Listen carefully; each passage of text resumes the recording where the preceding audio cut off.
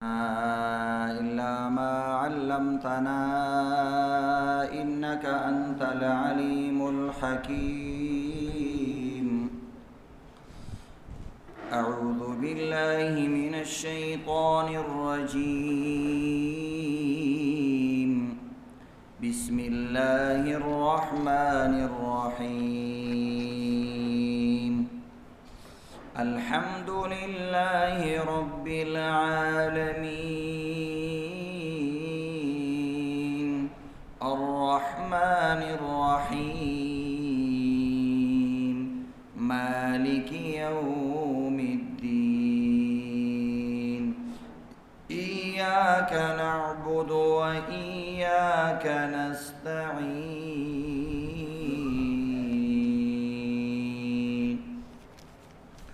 سورہ فاتحہ 4 نمبر آیات، پہلا سپارہ اور پہلا رکوع.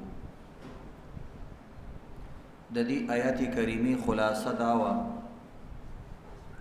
چه عبادت او استعانت اللہ دا پارا خاص دی. عبادت بخاص دا اللہ کے او د اسبابو نه بره مدد چې غواړي او خاص د الله نه غواړي. عبادت د غیر الله نه د الله نه سوا د بل چا عبادت کول دام کفر دی او دغه رنګه د اسبابو نه بره د الله نه سوا د چا نه مدد غوښتل یا هغه امدادګر ګڼل دام شرک دی، دام ناروا دی. نو دا د اسلام یو بنیادی عقیده په دې آیات کریمه کې بیانې. د عبادت مسله د تفصیل سره بیان شوی و. نن و ایاک نستعین ترجمه او تفسیر دی او د دې متعلق څه خبرې دي. لفظي ترجمه د دې دا ده و ایاک او خاص تانه ای ربا نستعین من امداد غواړو، زمنګ بل رب نشته دی او نستانه سوا څوک کارساز او ولی شته. نو یا الله من په هر امر کې تا نه مدد غواړو. دا نستعین لس قرآن پاک کې یو ځل استعمال شوی دی په دې لفظ سره او د امر په صيغه سره 3 ځل استعمال شوی دی او مستعان ټکي دا 2 ځل استعمال شوی قرآن پاک کی. مخکې عبادت مسله بیان شو، اوس د استعانت مسله بیان شو. استعانت معنی ادلانه تعاون غوښتل. استعانت عون مدد، اردو کې مرده تعاون وایي. مخکې عبادت بیان شو، اوس استعانت بیانېږي. د دې څه وجه ده چې مخکې عبادت بیان کو اوس مدد بیانې؟ ځکه عبادت اهم سیز دی ډېر او استعانت داغي په نسبت سره کم دی. استعانت ضرورت کله نه کله پیښیږي، عبادت ډېرو ځایونو کې را پیښیږي. او دویم وجه دا ده چې عبادت وسیله ده د استعانت. چې کله انسان عبادت کوي نو د دې ذریعې سره الله رب العزت د تعاون کوي. نو پہلا عبادت بیان شو، اشاره شو دی خبره ته چې کوم انسان دا غواړي چې د الله مدد ما سره شامل حال شي نو پہلا دی ایاک نعبد او ایاک نستعین رسته دی. ته د الله عبادت مکوا او سخت را باندې راشي او بیا ګوره رب زما مدد ونکو نو الله رب العزت وی ایاک نعبد، پہلا عبادت کا و ایاک نستعین بیا بزستا مدد کوما. نو دا عبادت سره رشوت دې چې الله دې مونږ کو نه، عبادت هم زمونږ په کار راځي، په دې باندې زمونږ خېګړه کیږي. یعنی الله رب العزت وی لو ان اولکم واخرکم وانسکم وجنکم، تاسو ټول مخکینی رستنی انسانان او جنات ټول خلق چې راجمع شي د آدم علی السلام نواله تر اخیری انسان پورې او دا ټول انسانان کانوا علی اتقى قلب رجل واحد منکم ما زاد ذلك فی ملکی شیئا، او ټول پټول متقیان شي دستر ګرب عمرم څوک نافرمانی اونکی نو الله رب العزت وی یو مسله یاد لرئ چې زما په بادشاہت کې څه زیادت نشي راوسته دا ټول تاسو ځان د پاره کوي خدای الله خوښ دی الله څومره عجیب ذات دی عبادت من کو ځان د پاره او خوشحالي په الله لکه مصدری مثال داسې دی لکه ستا ماشومان چې کور کې روټۍ خوري ستا مخامخ او هغه روټۍ ولا خوند ورکوي پلار یې هسې خوشحالېږي تعلیمي بچي حاصلوي خوشحالېږي پلار خوشحالېږي دغه رنګې عزتمندو مونږ او تاسو چې کوم عبادت کوو د ځان دپاره الله رب العزت په هغې خوشحالېږي او بیا څه کوي نستعین بیا مدد کوي تا سره نو عبادت یې ځکه مخکې راوستو استعانت متعلق یو څو خبرې دي عزتمندو دا چونکې د عقیدې مسله ده دې وجې نه صفا صفا به درته بیانېږي ځکه عقیده ډنواډول الله نه خوښوي مشکوک عقیده شکی عقیده الله نه قبلوي عبادت کې د شک راشي زه خیر دی بیا وکړه که شک دی راځي د شک هېڅ اعتبار نشته الیقین لا یزول بالشک چې ستا یقین دی ما عبادت صحیح کړی دی او شک درته شیطان اچوي هېڅ خبره نه ده عبادت دی قبول دی خو ایمان داسې څیز دی چې په دې کې د لږ شک راوستو الله وایي دا نه قبلومه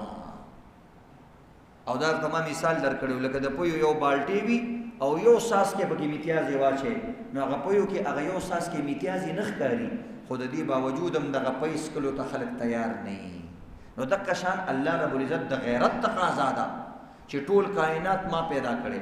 ټول کائنات له رزق زه ورکوم ټول کائنات زما د اشارې نه بغیر رپم نشي والی ټول کائنات زما د اشارې نه بغیر حرکت هم نشي کولی او د دې باوجود انسان د الله نه سوا د مخلوق نه مدد غواړي بیا الله خفه کېږي خدا مې یاد لري استعانت دوه قسمه دی استعانت دا الفاظ یادوي استعانت معنی امداد غوښتل دا د قرآن الفاظ دي چې بیا قرآن بل ځای کې دا لفظ راځي چې تاسو پې پوهېږئ د مدد غوښتل دوه قسمه دي یو ته ویل کېږي ما فوق الاسباب بل ته وایي ما تحت الاسباب اسباب نه بره او اسباب نه لاندې اسباب د دنیا چې کوم سببونه دي نو ما تحت الاسباب انسان د سبب په دایره کې د مخلوق نه مدد غوښتلی شي مثلا زه ناست یم حاجي صاحب ته یم دا تیپۍ لږ دا قرآن ما ته لږ رانږدې کړه نو ما د حاجي صاحب نه مدد وغوښتو شاګرد ته یم دا مایک راته لږ ولګوه مدد وکړه را سره دا مایک ولګوه دا سپلی راته سیده کړه دا خو مدد غوښتل دي د مخلوق نه خو دې ته ویلی کېږي د اسبابو لاندې یا ډاکټر صاحب ته وایي یو انجکشن را ولګوه چې دا طبیعت مې لږ ښه شي نو دومره حاجت د مخلوق نه د اسبابو دایره کې دنه طلب کولی شي دا خو خپله قرآن کې راغلي قرآن پاک کې ذوالقرنین علیه السلام خلکو ته وایي اعینونی بقوه وی راځئ ما سره لږ مدد وکوي یو دیوال جوړو نو دا مدد انسان کولی شي اسباب خو د اسبابو د دایرې نه بره نو دا عزتمندو خاص دی الله پورې بغیر سبب نه مخلوق ستا مدد نشي کولی مخلوق چې ستا مدد کوي په پیسه به وکړي مخلوق چې ستا مدد کوي لاس بدله درکړي مخلوق ستا مدد کوي یو ځای ته به دې بوځي دې ته وایي سبب بغیر د سبب نه چې مخلوق موجود نه او ته دا عقیده لري چې دا فلانې کس بیا هم زما مدد کولی شي نو دا اوس د غیر الله نه ته مدد غواړي مثلا حاجي صاحب نشته زه یم حاجي صاحب دا تیپۍ خو لږ رانږدې کړه نو تاسو ټول به وایي چې د مفتي صاحب باندې څو لیونی شو پسې چلو شو دلته خو حاجي صاحب نشته فلانې نوم یې واخیستو مخلوق ته چې اواز کوي نو هغه چې موجود وي نو اواز به کوي ورته چې موجود نه وي هغه ستا اواز نه اوري چې الله یې نه رسوي ورته نو د دې وجې نه استعانت دغه دی بیا قرآن پاک کې داسې الفاظ راځي یو ته استعانت وایي استمداد راځي حدیثو کې او استغاثه او دغه استغاثه راځي دا د ټولو مطلب دی مدد غوښتل او دغه رنګ یو لفظ راځي وسیله نو بعض عالمان وایي چې وسیله کې او مدد غوښتلو کې فرق دی که مدد غوښتل د وسیلې په معنی شي نو بیا خو جایز دی خو که د وسیلې په معنی سره نشي نو بیا استعانت او امداد دا او استغاثه دا خاص د الله نه بغواړي د مخلوق نه نشي کولی بغیر د واسطې نه مثلا یو سړی دلته نشته دی ډاکټر ته تو احتیاجي چې ستنه ماله ولګي انجکشن ماله وکړي نو زه ټیک شم نو دا خو جایز دی وسیله اختیار کړه سبب اختیار کړه خو که یو ډاکټر داسې دعوه وکړي چې ته کور کې کېنه او زه سوچ کوم او بس ته به ټیک شي او ته مې چې ما سره داسې ډاکټر شته یا داسې پیر او فقیر شته او ولی شته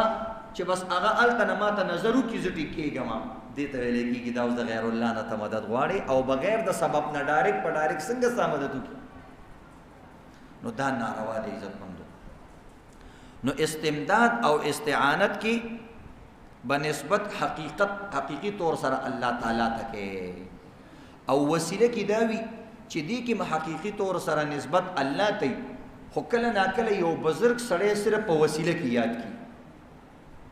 مثلا دا وای یا الله د نبی علیہ السلام په برکت باندې زمونږ دا دعا قبول کی نو دا در حقیقت دعا الله ته ده امدادگر حقیقت کې الله دی وسیله دې صرف بطور وسیله یاد کړه نو بعض عالمان وی چې وسیله بهتر ادا ده چې ته وسیله د اعمال اونیسي مونږه کای الله د دې په برکت زما دعا قبول ذکر وکا صدقه ورکا خو بهر حال زمون علماء دیوبند وسیله ته جایز وای چې الله د پلانی پیر فقیر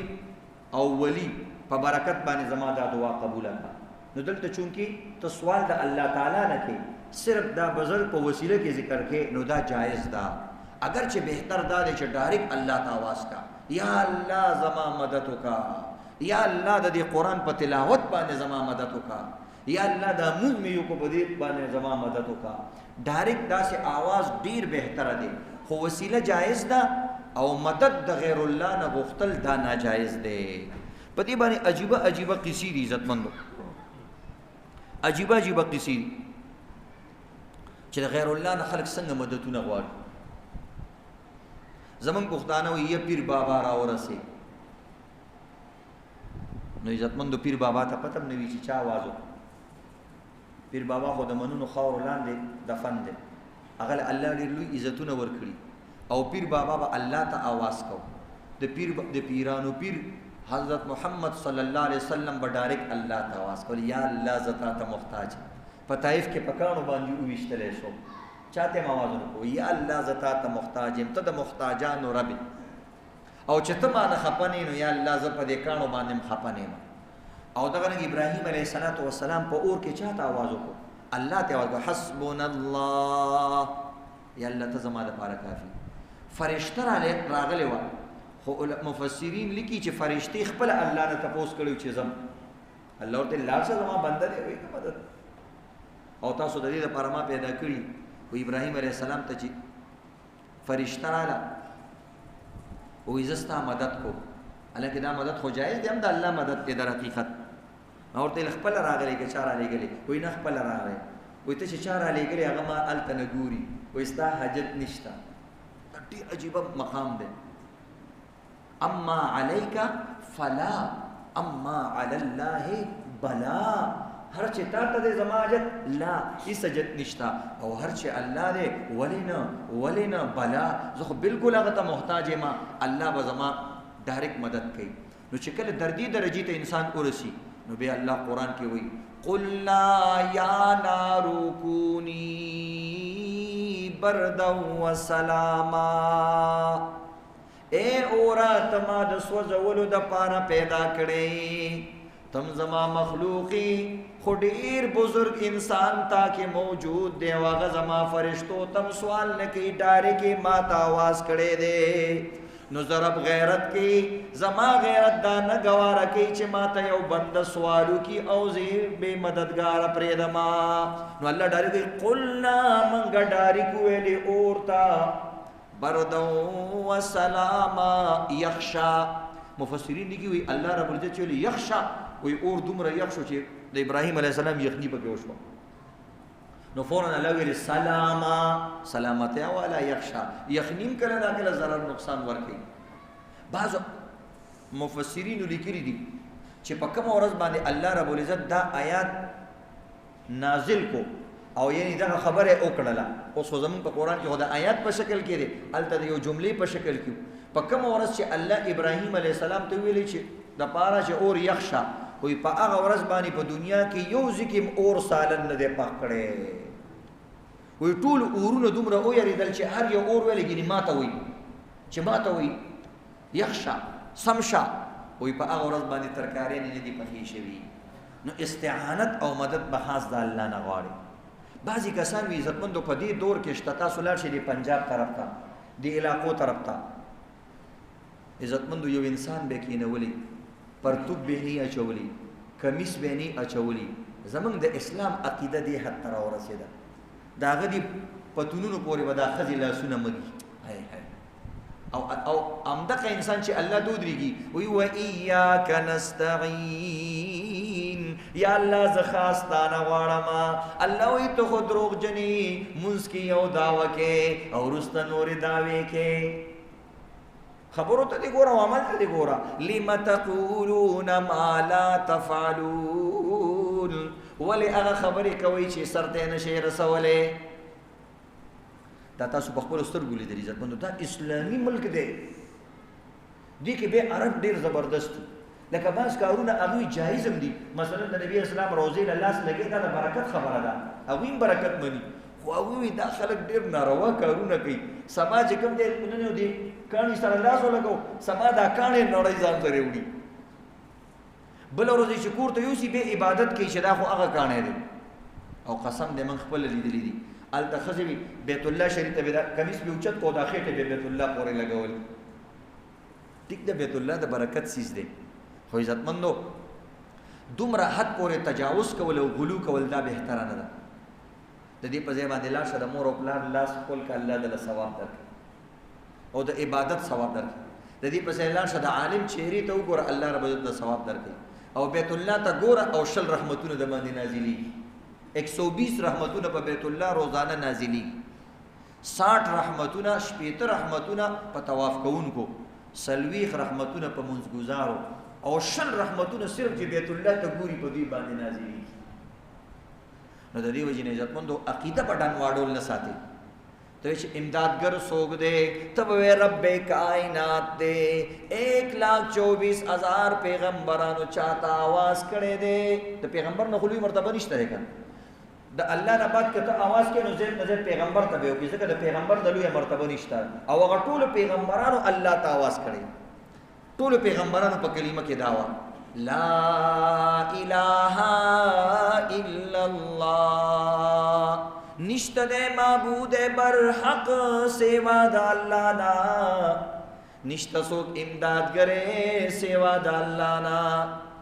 نشته څوک بغیر د پردو نه آواز اوریدونکې ذات سوا د الله نه، نشته دی بل ذات چې په سکندونو نه مخکې را رسیږي مظلوم ته سوا د الله نه. زمونږ یو کمره کې مونږ اوده یو، بله کمره کې په زوی باندې درد راغلی مونږ ته پته نه، مونږ سره ګاډي کې شاته کس ناست دي او هغه باندې د زړه درد راغلی او مونږ ته پته نه، مونږ سره ګپ لګو. دا زمونږ حال دی عزتمند. نو چې کم کسان دا وایي چې موږ اولیاء ته ښکارو، او د بعض ولین وایي تاسو چې څه وایي ولین خو نه وایي دا رسېدلي خلک دي. هلکه چېرته رسېدلي دي؟ دوزخ ته. وایي دا رسېدلي خلک دي. رسېدلی خو هغې ته وایي چې د الله در ته د چا آواز رسېږي. دې ته ولي وایي الذین آمنوا وکانوا یتقون. اولیاء څوک دي؟ الله وایي هغه کسان چې زبردست ایمان والی او تقواداري. دا خو پرتوګ هم نه اچوي، دا خو مونځ هم نه کوي. چې تپوس ته وکړي وایي مونځ نه چېرته دی؟ وایي ما کعبې کې مونځ وکړو. هلکه مونږ 15 لکه 10 روپۍ ورکوو بیا ځو کعبې ته. چې دویم مونځ راشي تپوس ته وکړي ما بیت المقدس کې مونځ وکړو. داسې خلک اوس هم شته. قرآن ته کښېني عزتمندو، ځان له عقیده درسته کوي. قسم دی چې ټول عملونه دي درست دي او عقیده دي درست نه وي، الله ته د یو عمل هم قبول نه دی. کافران زمونږ نه ډېر عملونه کوي، نیکۍ کارونه ډېر کوي، خو عقیدې نشته دی، نو فضول دي. نو دغه رنګ یو کس یو ځل پیر صاحب ته ویل وایي جي د مونځ ټایم دی. هغه ویل ما بیت الله شریف کې مونځ وکړو، بل مونځ ټایم کې وایي بیت المقدس کې مې وکړو. چې بمول مونځ ټایم شو وایي دغه کې مسجد نبوي کې مې مونځ وکړو. نو یو ځل ورته دا مرید وایي چې جي داسې چل به وکړو چې امریکې ته به لاړ شو، زه ورباندې یو مزېدار هوټل کې روټۍ وخورم. او دا خو ډېره ښه ده، وای ما سره پیسې نشته د امریکې د تګ بس ته چې منځونو لځې دې ځل بس مونږ د بیت الله ته مز امریکې ته ولاړ شو او ما ځان سره د لاس نه ونیسه نور ټوله خرچه دې هلته په ما باندې ده دا حالت او دغه رنګي یو پیر صاحب هغه مریدانو ته ویلي وایي زه ستاسو مدد کوم تاسو ته پته نه لګېږي زه تاسو ته در رسېږم نو یو ځل یو مرید ځان سره بوتلی و پټو ته ویل چې زه در در کوم د خانقاه شریف دپاره ما سره لاړ شه او چې څومره ځای دې خوښي بس هغه ستا شو وایي غم مه کوه زه به دې په پولیس رات باندې په کار راځم او هلته به دې مدد کوم نو چې د پټي په غاړه روان و پیر صاحب راخوی شو راپرېوتو نو هغه مرید ورته وایي چې ته دلته ځان نه شې سنبالولی نو هلته به موږ څه سنبال کړي ځان موږ به څنګه سنبال کړي د پټي په غاړه ځان نه شې سنبالولی نو پولیس رات خو تبلیغیان وایي چې وروره د چاړه هم تېره دی او دغه رنګې د نرۍ دی د ویښته نه نو هلته به څنګه ځان سنبالوي بعضې کسان وایي موږ ته تاسو ښکارئ قسم دی موږ ته خو د ملا دا ویښته هم نه ښکاري 15 کاله علم هم کړی او 15 کاله هم پړاو کو اوسه پورې چې کوم دی د خپل د 63 دا ویښته هم راته نه ښکاري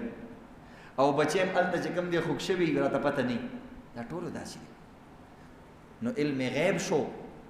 او بغیر د واسطې نه علم صرف او صرف الله سره موږ ته پته لګېږي خو په واسطې سره څوک تلیفونو کې اخبار کې راشي انټرنیټ کې وګورو یا تجربې د وجې نه کله کله سړي ته پته لګېږي خو هغه علم خو نه وي که نه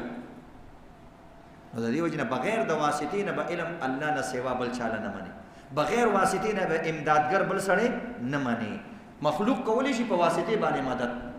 بغیر واسطې نه د الله نه بغیر څوک نشي کولی یو ځل یو پیر صاحب وویلې مرید ته وایي ما ته هر څه ښکاري دا خو ډېره بده خبره ده چې هر څه درته ښکاري دا به سړی هم درته بې بربډ ښکاري ځکه چې مثلا 10 میله کې سړی کتلی شي نو د کپړو د لاندې به هم درته ښکاري بده خبره ده داسې نه دي کول پکار خپله ځان خرابوي چې غلطې خبرې کېن خلې به نو یو ځل له مرید روټۍ کړې وه نو داسې وریجې ورته ایښې وې نو ډېر خفه شو سړی وایي هلکه نن دې ساده وریجې پخ کړي دي او دا دې دومره زه دې په عذاب کړم د لرې نه دې راوستم نو هغه مرید یې ډېر کشمکش کې شو حیران شو ځکه چې د وریجو د لاندې غوښه پرته وه او چرګ پروت و هغه ورته ویلې پیر صاحب تا ته وایي چې زه دې هلته ته ماته ښکارې او د دې لږ شان د یو انچ وریجو لاندې درته یو کوټې نه ښکاري او یو تیکه درته نه ښکاري او ته ماته وایې چې ته ماته ښکاري او د دې لږ وریجو لاندې درته چې کوم دی روز چرګ پروت دی هغه درته نه ښکاري نو داسې انسانان په خپله باندې ځان ذلیله کړي ولې د خدای دعوه کوي محمد رسول الله د خدای دعوه نه کوي بعضې کسان وایي چې محمد دې ونیسي نو الله به دې اخلاص کړي چې الله دې ونیسي محمد به دې اخلاص کړي نو چې محمد دې ونیسي څوک به دې اخلاصوي الله توبه لکه نبي علیه السلام د الله نه زورور ګڼي او تاسو خپله وګورئ د نبي علیه السلام د بدن نه وینې د چا دپاره وتي دي د رب کائنات دپاره څومره لوی مخلوق دی دا ټول جهان ته قربان خو هغه وایي زه د رب نه قربان د پیغمبر د بدن نه وینې وتل څومره لویه خبره ده خو نه رب دی خالق نه مالک نه او دا ټول نور مخلوق دی ټیک ده په مخلوق کې مرتبه شته بیا نبی علیه السلام د ټول جهان د مخلوق نه اعلی دی د ځان په شان به نه ګڼي لکه ابن قیم رحمت الله علیه لیکلی دي یاقوتة حجر لیس کالحجر محمد بشر لیس کالبشر و یاقوت هم کاڼی دی او د باجره هم کاڼی دی خو دې کې ډېر فرق دی ټیک ده نبي علیه السلام مخلوق دی او تم مخلوق دی خو هغه سردار دو جهان دی او تا نه یو خپله ښځه خفه ده خپل بچي ده نه خفه دي خپله ښځه هم د سردار نه ګڼي نو هغه بیل مقام ته رسېدلی دی نو هر چا له به خپله مرتبه ورکوي بعضې مولیان ډېر غلو کوي خصوصا چې کوم داسې نور مسلکونو سره تعلق لري بزرگان به د نبی علیه السلام نه اوچت کي نبی علیه السلام د الله نه اوچت وي بیا زه هلته نبی علیه السلام دومره اوچت شو چې د الله نه اوچت شو نو بیا بزرګ څنګه د نبی علیه السلام نه اوچتې تا خو توبه نعوذ بالله نبی علیه السلام د الله نه اوچت کو دومره لوی امر نو بیا یو بزرګ د نبی علیه السلام نه څنګه اوچتې نو بعضی کتابونو کې لیکلي شیخ حسن جان صاحب رحمت الله علیه به موږ ته دا واقعه ویله یو واقعه به درته علم غیب یؤمنون بالغیب چې راشي هلته ویم هغه ویل و یو کتاب کې لیکلي دي چې کله نبی علیه الصلاۃ والسلام معراج ته تلو مشهور واقعه قرآن کې مرাজি سبحان الذي يسرى بعبده ليلا من المسجد الحرام الى المسجد الاقصى سمره پاک رب دے ور تله نبی علیہ السلام دے او صفت د الله بیانې ځکه بوتله چاله سبحان پاک دے هغه الله چې د شپې شپې پیغمبر روان کو په یو شپه کې اسمانونو ته ورسولو نو یو کتاب ولوي لیکلی دي چې کله نبی علیہ الصلوۃ والسلام معراج تطلو نو الله ول یو ساروی راوستي واغې ته ویل براق د برق نه دی برق بجلی ته وي د بجلی په شان تیز رفتارو په سکندونو کې به میلونو فاصله طے کولا الله دا سه پیدا کړ وی نبی علیہ الصلوۃ والسلام چې کله په براق باندې سوریدو وی نشو سوریدي نو وی عبدالقادر جیلانی لوی ځوان اوله چې کوم دی اوګه ورکړه وی هغه په اوګه باندې پاسو غېجو اوس ګور یو ته د لوی ځوان د عبدالقادر جیلانی رحمت الله علیه صفت کې خپل طرف ته پیغمبر څومره توهین وکړو یو طرف ته وی چې پیغمبر د الله نام نعوذ بالله اوچته او بل طرف ته وی چې به خطل نه شو نو عبدالقادر جیلانی را لې ویوګه ولا ورکړه اوچته کو عبدالقادر جیلانی په هغه ټیم کې شرط اخو پیدا شوم نو داغه نیکم نو پیدا شوه او د الله خلکو ته نسي سبحان الله ماشاء الله او زنده باد لوی ځوان زنده باد زموږ پښتانه ورته لوی ځوان وایي لوی ځوان کا بدی معنی سره مې چې الله رب العزت ډیر عبادتونه کړې دي او الله یې راضي کړی دی او جنتی انسان دی او کرامت والا انسان دی نو به خو صحیح ده او کنه ته دې اعتبار سره کې چې زمونږ مدد کوي او موږ لرهزي نو عزتمندو مړی د چا مدد نشي کولای نو دی وجه تبلیغ والا فعل د الله د ارادې نه بغیر وي مخلوق اس نشي کولای مخلوق کې ټول ارسرال دا یو مضبوطه عقیده ده او دا بار بار وای نو بهرحال عزتمندو داسې خلک تیر شوي دي بعضې کسانو له باقاعده د دې لپاره دلایل ګوري او هغه دلیلونه د هغې بیانوي چې د الله نه بغیر د بل چا نه مدد غوښتی شي نو د الله قرآن وګورئ یو څو آیتونه درته پیش کوم ان الذین تدعون من دون الله لن یخلقوا ذبابا ولو اجتمعوا له الله وایي د الله دا نور مخلوقات د بوتانو نه واله تر هر سا پورې یو مچم نشي پیدا کولی نو ستا مدد به څنګه وکړي بغیر د واسطې نه بل ذکر ويعبدون من دون الله ما لا يضرهم ولا ينفعهم الله يقول دا غیر الله عبادت کوي خلک نو ولا نفع ورکول شي نقصان ورکول شي بت پتا نه صدر کی بت خو چې را پری وځي نو ته به اوچته خپل اوچته دې نه شي واپس الله رب العزت وی ګور به وی فإن ركبوا في الفلك دعوا الله مخلصين له الدين الله وی چې کله کشته کې په سمندر کې گیر شي وی به دعوا الله مخلصين له الدين به ډیر په اخلاص باندې دعا کوي چې الله موږ ته پته دلته بت نشي را رسیدلې دلته پیر بابا نشي را رسیدلې او دلته پته مدد کې نو چې کشته کې کله گیر شي تیارو کې مخلصين له الدين به خاص الله ته دعا کوي فلما نجاهم الى البر اذا هم يشركون او لو نجات پر زور کوم دوبونه اخلاص کوم وی به لاړ شي ته بت ته سجدي لګي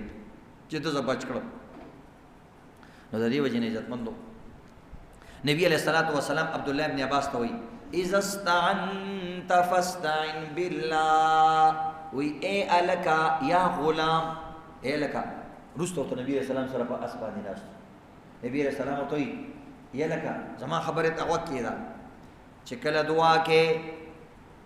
اذا استعنت فاستعن بالله نو مدد صرف د الله نه غواړه جف القلم بما هو کائن ځکه بس قلم او شوی دی چې الله لیکلی دي بس هغه لیکلی دي نو الله ته بس سوال کې او الله نه به دعاګانې غواړي د حضرت عمر رضی الله تعالی عنہ په دور کې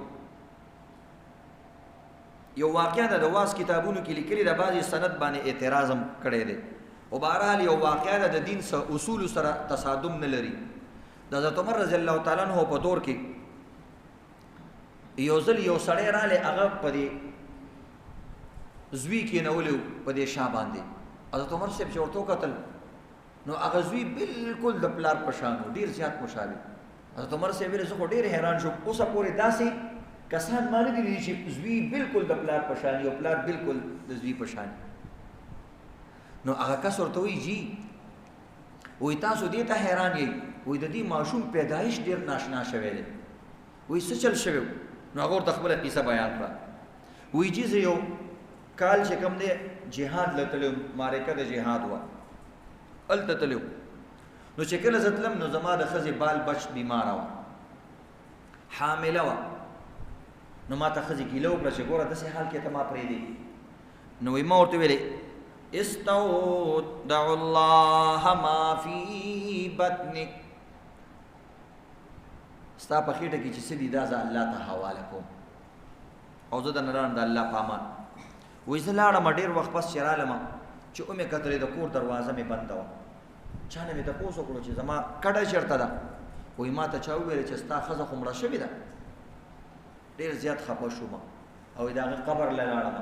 او ډېر په سلګو سلګو مې وجړلې. جنت البقیع کې ښخه شوې وه. نو پخوا دا جنت البقیع به د لرې نه ښکاره کېدو. اوس خو عمارتونه جوړ شوي مخکې خو به داسې مخامخ په ډاګه باندې هدیره وه. و یو ځل د تره زوی سره ناست وم نو د هدیره کې داسې یو شمه شان رڼا راته ښکاره شوه. نو د تره زوی ته مې وویل چې دا څه رڼا ده. وایي ما ته وایي چې دا روزانه د یو قبر نه یو ښځه ده مړه شوې ده او داسې رڼا ترې خېږي. وایي زه چې نږدې ورغلم نو زما د ښځې قبر یو شپه بله شپه وایي یو څو شپې بعد چې کوم دی بیا حیران شوم چې دا څنګه د زما د دې ښځې د قبر نه دا رڼا خېږي داسې د اور په شان شغله به وه. نو بیا ما وویلې چې ان کانت صوامتا او قیامتا وایي زما ښځه خو ډېره روژهداره ښځه وه او ډېره الله ته ودرېدونکې ښځه وه. عفیفتا مسلمتا ډېره پاکدامنه ښځه وه او ډېره مسلمانه ښځه وه چې دا قبر کې عذاب دی که څنګه چل. و یو ځل چې کوم دی قبر ته ورنږدې شوم او ځان سره مې کوداله واغسته چې دا قبر راکنم چې څه چل دی او ډېر خفه وم هم ښځې پسې. نو چې قبر راکولاوولو له ورغلم نو قبر د مخکې نه دومره رڼا وه چې قبر لاندې ښکاره کېدو. وایي چې ومې کتلې ښځه مې پرته ده او یو وړوکی ماشوم ورسره په غېږ کې پروت دی او خوځېږي را خوځېږي. وایي ډېر د الله نه خوشحاله شوم او هغه ماشوم مې راواغستو او چې را روان شوم نو هغه قبر رڼا ختمه شوه او واپس الله رب العزت قبر بحال کو. وایي چې راتلم نو په لاره کې راته غیبي آواز رالی ایها المستودع ربا اے الله له امانت ورکوونکیه انسانا تا دا ویلیو چې دا زما زوی الله سره امانت دی نو والا موږ تا ته خپل امانت واپس کړلو. دا موږ ته امانت دی خو والا امانت. وی بیا راته آواز راځي اما لو استودعتنا امه لوجدتها اے فلان کیا کتا داسې ویلې وې چې دا مورم د الله امانت دی نو موږ بدله نن مورم ژوندی درکړی وې. تا ویلو ماشوم ته خېټه باندې لاس کې اوس وایي دا د الله امانت دی نو ماشوم دی والا امانت واپس که مور دی ورسره یاده کړی وې نو مور به هم دله درکړی وې. نو امدادګر او دغه رنګې مدد کوونکې صرف د الله رب العزت ذات دی د الله نه سوا بل څوک نشته. اللهم صل